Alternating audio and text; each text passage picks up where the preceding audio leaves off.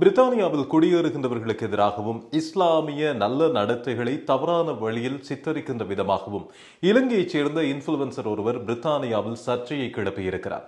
பிரித்தானியாவை கடந்து இலங்கையிலும் இது மிகப்பெரிய சர்ச்சைக்குரிய விஷயமாக பார்க்கப்படுகிறது. என்ன விஷயம் நடந்தது என்பது தொடர்பாக விரிவாக ஆராயும் காணொளி இது. இன்ஃபோ தமிழ் நேர்களுக்கு வணக்கம். பிரித்தானியாவில் ஒரு இலங்கையர் பெரிய சர்ச்சை ஒன்றை ஏற்படுத்தி இருக்கிறார். பிரித்தானியா என்பதை கடந்து இலங்கையிலும் இது இப்போது மிகப்பெரிய சர்ச்சையை தோற்றுவித்திருக்கிறது என்று சொல்லலாம். என்ன பிரச்சனை என்று ஆராய்கிற போது பிரித்தானியாவில் குடியேறுகின்றவர்களுக்கு இப்படியான பிரச்சனைகள் இருக்கிறது என்பது ஒன்று.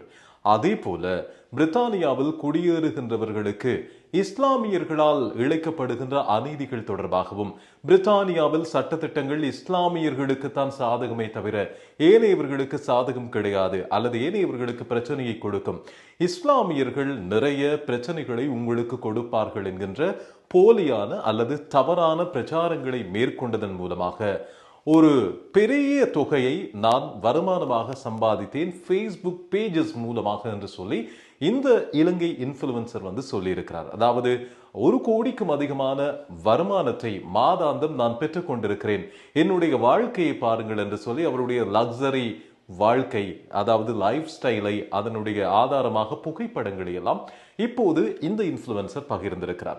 இவர் யார், எதற்காக, என்ன நோக்கத்தில் இப்படியான வேலைகளை செய்கிறார் என்று சொல்லி ஆராய்கிற போது கீத் சூரியபுர என்கின்ற இன்ஃபுளுவன்சர் இலங்கையில், அதுவும் சகோதர மொழியில் பிரபலமானவராக இருக்கலாம், எங்களுக்கு அவரை பற்றி அவ்வளவு தெரியவில்லை.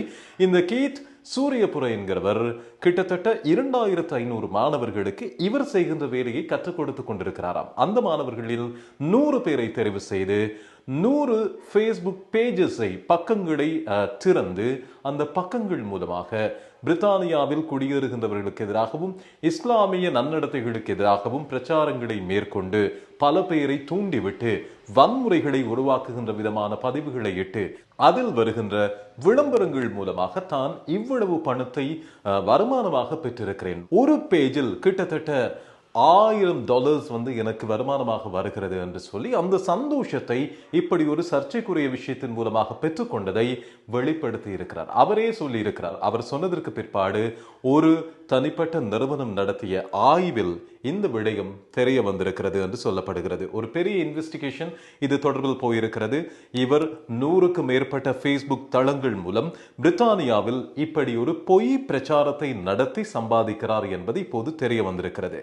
லண்டனுடைய மேஜர் என்று சொல்லப்படுகின்றவர் சதிக் கான் முஸ்லிம்களுக்கு மட்டும் 40,000 கவுன்சில் வீடுகள் கட்டுவதற்கு அனுமதி அளித்திருக்கிறார். அது மட்டுமில்ல, லேபர் கட்சி, இஸ்லாமிய கட்சிகள், இந்த மாதிரியான விஷயங்கள் மூலமாக லண்டனில் கவுன்சில் வீடுகள் முஸ்லிம்களுக்கே வழங்கப்படுகின்றன என்றும் அவதூறான, உண்மைக்கு புறம்பான செய்திகளை பரப்பியிருக்கிறார். சுமார் 1 கோடி ரூபாயை நான் சம்பாதிக்கிறேன் என்று சொல்லி சொன்னது மட்டுமில்லாமல் அந்த எல்லா விஷயங்களையும் புகைப்படங்களாக, அவருடைய லைஃப் ஸ்டைலையே புகைப்படங்களாக, காணொளிகளாக பதிவிட்டும் இருக்கிறார்.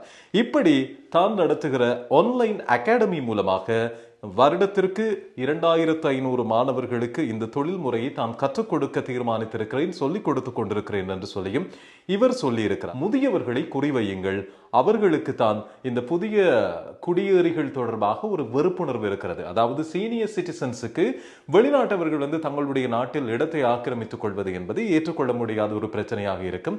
அவர்களை குறிவைத்து இந்த பிரச்சாரத்தை மேற்கொள்வது நல்லது என்று சொல்லியும் இப்போது இவர் தொடர்பான விசாரணையில் இவர் செய்திருக்கிற விஷயம் இது தெரிய வந்திருக்கிறது. ஏன் இந்த தேவையற்ற வேலை அல்லது ஏன் இந்த தேவையற்ற வேலை மூலமான வருமானம் ஈட்ட வேண்டிய நிலைமை என்று சொல்லி பலரும் கேள்வி கேட்க தொடங்கி இருக்கும் நிலையில் இந்த இன்ஃபுளுவன்சர் கைது செய்யப்படுவார் என்று சொல்லி எதிர்பார்க்கப்படுகிறது. இவருடைய போலி பிரச்சார விளம்பரங்கள் மூலமாக பல பேர் இது தொடர்பான ஒரு பிழையான நம்பிக்கை ஏற்படுத்திக் கொண்டுள்ளதாகவும் தெரிவிக்கப்படுகிறது. சமூக ஊடகங்கள் வழியாக பிழையான பிரச்சாரங்களை முன்னெடுக்கிறவர்கள் மீது சட்டம் பாயும் என்ற ஒரு நம்பிக்கை இருக்கின்றபடியினால் இவர் நிச்சயம் கைது செய்யப்படுவார் என்று சொல்லி எதிர்பார்க்கப்படுவது மட்டுமல்லாமல் இவர் கையாண்டு வந்த போலி ஃபேஸ்புக் பக்கங்களும் முடக்கப்படும் என்று சொல்லியும் எதிர்பார்க்கப்படுகிறது.